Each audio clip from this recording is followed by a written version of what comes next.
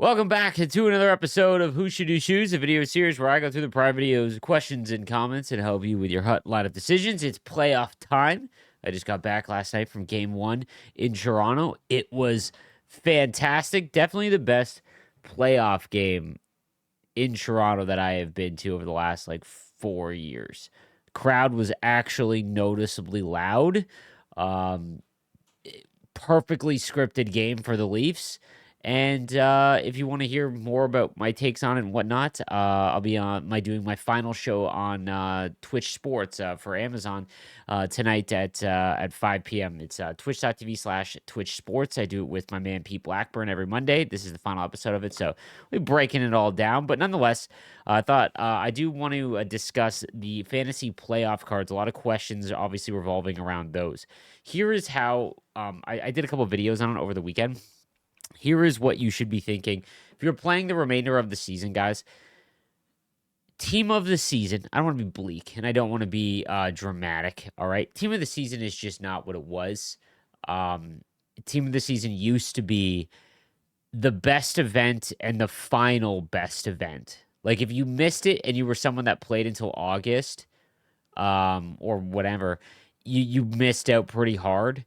And this year, because of the content structure they've gone to, where they've definitely been more focused on how do we make an event good in a vacuum, as opposed to how do we protect certain cards and events throughout the year.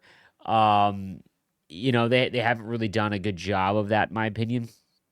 That being said, the fantasy playoff event is legitimately perfect because one, they picked players that are prominent. Usually the fantasy event, if you go back to the beginning of the year, is like third liners. And there's a good reason for that, because I know a lot of complaints early on in the year when the fantasy event comes out. It's like, why is it some defenseman or why is it some third liner? Like Eric Hall for the Devils, although the Devils one was really dumb. That being said, because they have to make it where the cards are usable right now when they launch, and then because they cost so much, right? So it can't be a situation where we saw it this year with Malkin and Carlson. They were rated so low that you have to wait for them to score a bunch just to get used, and then you have to hope they keep doing it to hit 99, and some don't, right? But the playoff fantasy event, they start at 93, which is awesome, and they have good endurance, which all the other fantasy cards don't, because that was how they I don't know. That was just an oversight, but nonetheless, they just did a good job with it, right? So I hope that we expand upon the fantasy event. I had another one of those thoughts. I talked about it throughout when I'm doing these videos. Sometimes an idea will come to me, and I like to hear your feedback on it. But one of the ones I thought more about is that the fantasy event and any of the fantasy cards that come out should be one of the focuses of the game, to the point where I don't want to say the biggest, because team of the year and team of the season should be the biggest. It's a huge marketing thing. Fantasy is tough because it's a risk, right? And you're not celebrating the future or an accomplishment. You're like, here's some cards, risk your stuff, right? I want to see, and I mentioned this earlier in this year, I want to see, it's the fantasy event. It's not just the goal scorers event. I want to see cards that they get an assist, or they get a upgrade for every 2 assists, for every 5 penalty minutes, give us a Chris Tanev that goes up for every 5 block shots. He goes up +1 overall. I want to see all of the stats that are used in fantasy hockey be utilized. That way you don't run into a situation where you're having to put just kind of random players in because there's a real danger that they hit 99 too early. And it's good for the event when cards hit 99. Brett Howden. Shout out to the guy that called me out about Brett Howden. Of course, he scores 2 in the first game. That's sports. But that just goes to show it's always good when one of them pops off. When Nicholas, who used to work at EA or for EA NHL, when he came up with this event, I remember having conversations with him, and he told me that in his vision of the event, he loved the fact that there was a Matt Duchene from 2022, or there was a Colton Parayko. Loved that because it adds such a uniqueness to the event. But for the playoff event specifically, sorry, I'm rambling. a lot of the questions are: should I just stop making team of the season, go for team of the for the fantasy event? Yes. We only have another day to do so. 100%, guys. Like, we've already got cards that have scored a bunch, actually. Batherson and Nyes both scored in the Battle of Ontario. Howden had 2. Lowry had 1. I don't know if I'm forgetting anyone else. I don't think Svechnikov scored, and I don't think Timo Meyer scored. But nonetheless, like, it's just a great event, and I would bail out on everything that you're doing and try and make as many as you can. I'm going to make Matthew Nyes. Because like I mentioned, I'm going to follow the Leafs, and he scored, and he's already a great card. I went over all of that. And then I'm going to try and do the B&D set. If you know you can get a B&D set done, do that first, and then Matthew Nyes or whoever you're going to make, right? But you have to make sure that you know. So don't make a card yet. Make the B&D first, but only do the B&D if you know you're going to have 15 as well, because you don't want to get caught in a spot where you're not able to make the one that you want. So let's get into today's comments and questions. Hey, Sleeps, I'm really at a loss on which fantasy card to make. I really don't want to make a team of the season, as EA has been inconsistent with upgrades, and I really don't care about the players IRL. Which fantasy player would you recommend? Here's my lineup. This is why I'm bailing out on team of the season. It's the irregularity of upgrades and the lack of promise that they'll even be upgraded. In the prior years, they were all but guaranteed a 99, and they were all but guaranteed to go +1 every month. And it's been shown that's just not the case. And I think I do think it's a concerted effort to not make these cards the end-all be-all. Again, side tangent. Something that I know EA is trying to battle with, and I can respect, is that we've gotten into the know where the player base is more knowledgeable than ever, and that's thanks to like other content creators and just Reddit and the internet in general. If we play Hut quite a bit, we know fantasy, team of the year, team of the season, everything else doesn't matter. And you could have followed that format every single year. The last 2, if you went all in on the fantasy event, you're pretty safe. But if you went all in on team of the year and team of the season, you're like, and they're trying to find ways, I think, to devalue those 3 events, because what was happening is everyone is just saving everything for those 3, and everything that goes in between is just like, who cares? And I truthfully think that that's an issue as well. Like I've mentioned that I don't like team of the year, not from a creator standpoint, but from like it makes the game a little boring. For the first 3 months after fantasy, you just don't do anything and you just save for team of the year. And then you've got these 6 cards that are just locked in your lineup. I hate that. I do. And I don't think they figured out the right way to do it by not upgrading. But it's why I would bail out on them this year. So he's got Ovi, McKinnon, McDavid, Natchez, Barkov, and Kucherov, Arvidsson, Madonna, and Draisaitl. I think Nyes and Lowry have the best chance of hitting 99, and EA in general pick great players, as almost every one of those players that scored yesterday. They did do a good job. I got to give them credit. They pick great players. You don't really have a hole in your lineup. So this is a situation where you definitely want to pick a player that you don't mind watching. Lowry is the best one. I don't think he's past Svechnikov or Nyes just yet. Same tier. But, like, I mentioned this in the video. Lowry could have not scored, and he would have been a great card. You've got McKinnon and Barkov, Madonna and Sundin. You can move McKinnon to the wing, and that way put Lowry in the middle. It's probably the way to go. My only problem with Hut is how long it takes to make cards. Was enjoying the game, but didn't want to play it as much because I started playing Diamond Dynasty again. Was going to try and make Matthew Nyes, but I have no motive to get 1589s. In this show, it's simply grinding challenges to get players. I think it's much easier way, and it keeps people more attached. In the show, you have to grind a lot. I think that what it is, though, is it's like, here's 40 things that you can do snappy. But if you look at the time commitment, I don't want to say it's similar, but I'll try to equate it like this. We have very short attention spans. Very short attention spans. What MLB does is like, here's 30 moments. A moment is snappy. You can get it done in 20 seconds. You can get it done in 5 minutes, but it's very quick, right? And then you've got to do conquest with certain players, and you're grinding through that. but it's kind of different things over the next little while. It's like get strikeouts with the player or get a home run with a left fielder, that kind of thing. In NHL, it's like do this thing so much repeatedly for 20 minutes straight and then get X reward.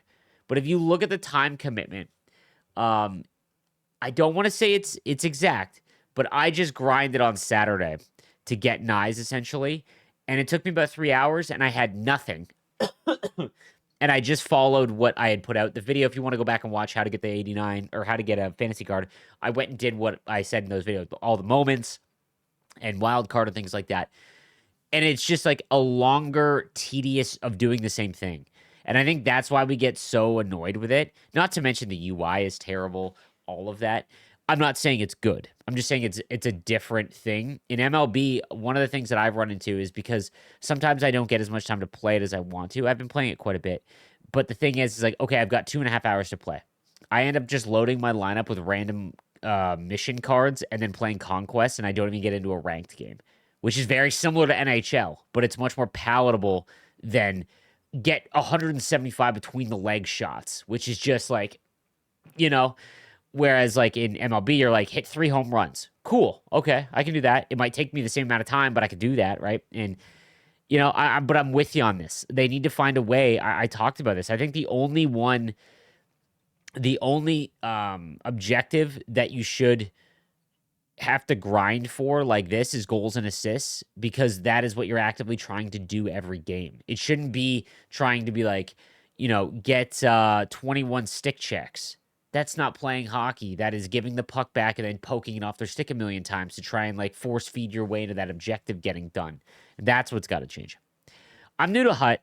To do the fantasy cards, I'm new to Hut. Do the fantasy first fantasy cards count for playoffs? No, guys. So I wish in a perfect world, I think that, God, I had this idea that if I could talk to the content team, or if I was on the content team next year, I would go all out on the fantasy event. I'm talking like master set card art for every fantasy card. I know that they have to commission those, so it does take time and resources and all of that. But regardless, if you think back to the Power Up Icons, all those 82s that don't upgrade when we thought they did, those all got master set card art. I immediately, when I saw and heard that, I was like, dude, why didn't all of the fantasy cards, which for the first time ever, we could individually make every single one, great change. Why didn't they all just have fantasy card art? Because nothing was different between the normal fantasy card and the master set cards. There was literally nothing different. So why did so I would love it if like the playoff fantasy cards had their own master set art that was different from the original one. That would help people out a little bit. But no, they don't. So OEL, unfortunately, does not go up by 2. I saw someone ask me that. How long will it take them to upgrade Lauer to 94? I know it doesn't take long to upgrade these cards. I also know that when I had a job, if I got asked to log in to do something on my day off, I would be like, no, nope, nope, nope, nope. I would love it if they were like, hey, you want an hour overtime?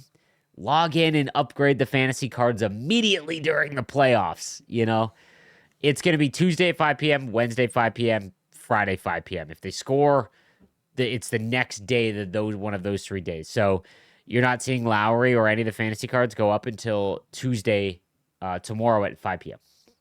Happy Easter, Sleeves. I saw you have Palmieri as a center. How do you like him? I have him as well, but use him at wing. So he's got 99 faceoffs, or no, I think it's like 95, 96, something high. The reason why I have him at wing or at center was he runs out of energy really fast because he has that 85 endurance. Centers, you don't tend to go end to end with, so you don't need as much skating with a centerman as you do a winger, where you're blowing down the boards, all of that, right? So I just found that it was a better fit, and I've liked it quite a bit at center. I would do the same thing with all of the fantasy cards that are forwards, by the way, just because that endurance is so ass for wing. Hey, Sleeves, line of question. Do you think it's better to get 2 B&D fantasy cards from the playoff event, or should I get 1 fantasy hockey player? Brother, I promise you have a 1 in 16 shot at it, but there will be someone out there that does 2 B&D fantasy cards, and you get 2 of the same card. and then you're screwed. I would never, I'm just not someone who likes to gamble with this video game. I would do one. I would do one. Or if you can do it, like I said, do everything in your power to get enough to do a 15 and a 6. Oh, come on, Sleeves. We don't hate everyone as LA fans, just the Oilers. F them sideways. Try. At least me and most fans I know. Everyone else is fine. Actually, Sharks fans have been cool to me. We've been to many games. Cheers, bud. You know what's funny? I think about this more and more because I don't really care too much about the Kings. It's more Dustin Brown I can't stand, and Drew Doughty and Jonathan Quick. And the only one there is Doughty now. And just because the Sharks haven't been good for so long. And so it kind of desensitizes the rivalry. Same with Vegas. Like I really like it was Reeves and Kane that drove that for a couple seasons and the playoffs. For a couple seasons, Sharks and VGK was the best rivalry in hockey. During that time span. And it's just kind of be like, all the pieces are gone. So I know I always give LA crap. And it's funny, I think younger Sharks fans, they probably don't even feel the same way about LA as they do probably with Vegas, or I don't even know who their rivalry would be now. Maybe Anaheim, because they're both bad. But that being said, they're not bad. I had 15 years of hating the Kings, you know? The whole ping issue is why I have not played Rivals at all. I got my placement games in at start of the year by placing the joystick on the floor. Year after year on one of my accounts, usually gets banned for buying cards and doing too many sets, so EA steals millions of coins every year without returning the coins, but returning the team. Greedy corporation. Done with this final year. Next year, I'll play another mode of this broken version. I gotta be honest with you, man. If you're getting banned, there are times where they incorrectly ban people. 100% that happens. If you get banned for buying cards, you probably were either putting a card up on another account and then buying it, or you and your boys, or you sold the cards for money, and that's very easy to track and highlight. So just a heads up there. They are pretty stingy with that stuff. If your account ever gets wrongfully banned, you got to message EA help, even though rarely will they help, but that's what I would do. Ping is a major annoyance, however. Is Lowry a no-brainer that he's scored once already? Edit. So many goal scorers already. Howden already in 95 makes things interesting, and Svechnikov Nyes already scoring is huge. Was I wrong on the Svechnikov? I was at the Leafs game, so I didn't get a chance to watch. Did he score? He did score. He got the empty netter. Oh. Funny how EA fails so much throughout the year, then randomly hits a jackpot with player choices like this and gallery grade. Yeah, like I said, man, the fantasy event, it needs to be leaned into next year heavy.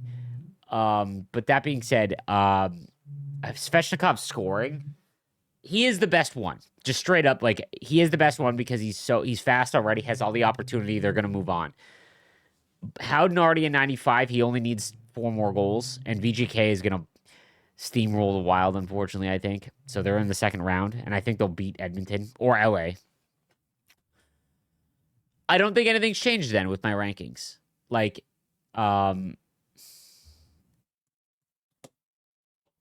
if you want a center, Lowry's even safer. That's what I'll say. If you need a center, Lowry's already even safer. Your X Factor idea is amazing. It would totally work with the tech they have now. I could listen to you talk about potential features in the game all day. I appreciate that one that I came up with. If you didn't listen to it or hear about it, it was in the last episode. It was something along the lines of X Factor cards should only upgrade. It should be the only time that we're doing specific objectives with cards. For example, you have a centerman X Factor, win 250 faceoffs with that card. He goes up +1 overall, or he goes up +10 in face-offs. Like, that's how you upgrade the X Factor cards. That would be the best way. And then you completely avoid the having to release cards to upgrade the X Factors. That's how they should be done. So I appreciate that, man. The only way for EA to fix this game is to have another team just making an NHL game and treat it like an actual AAA game. They should take like 3 to 4 years building the best possible hockey experience. Let me stop you right there, man. Imagine you had a business that brought in, let's say, $10 million in revenue. Let's call it $5 million in revenue, okay? And it's been around for forever. And you really don't have to put that much of an investment in because, you know, you have no competition. Would you as a business do anything differently? Hey, I understand. don't agree with it. I'm just being realistic. Like I wouldn't if I was the yacht owner, right? Obviously, I would want my product to be better, but like, you know, if they can't take years off, guys, they will never. I don't. SDS, San Diego Studios won't for MLB. You know, any of those big game companies that make sports titles will. The only way in which they will take a year off is if it's something like 2K where they made WWE and it failed so miserably that if they released a game the next year, the WWE fans wouldn't even buy it.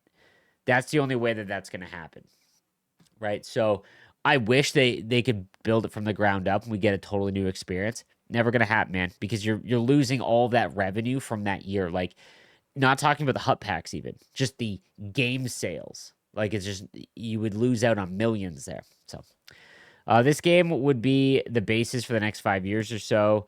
After the real game is released, these teams can merge, keep pushing content and minor updates, and after some other time split will happen, then the real deal gets going. Most resources and focus that should be on the new cycle. Yeah, like I said, it won't happen like that. There's no way, business model wise.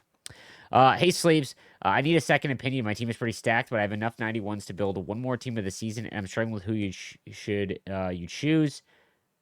Is McDavid team of the season? Dude, I wouldn't build another team of the season. Bro, build. If you have trading in 91s for a fantasy item sucks. Like, first of all, your team is absolutely insane. I'm trying to think of who would even be replaced. I would rather have fantasy cards, man. In terms of team of the season, like, I don't even know. Gretzky, I guess. I would make Svechnikov and and move on from Gretzky for a little while. Because Gretzky's card is a little this is like trying to hammer in an issue when there isn't one. Nylander, I guess, would be your one. Like, no, but he's 95 skating. I think his endurance sucks though. Yeah, like, dude, like, you're anything you want. I'd make a fantasy item though. That's gonna do it for this episode of Who Should You Choose. Thank you guys again for watching. I'll see you next time. Have a good one.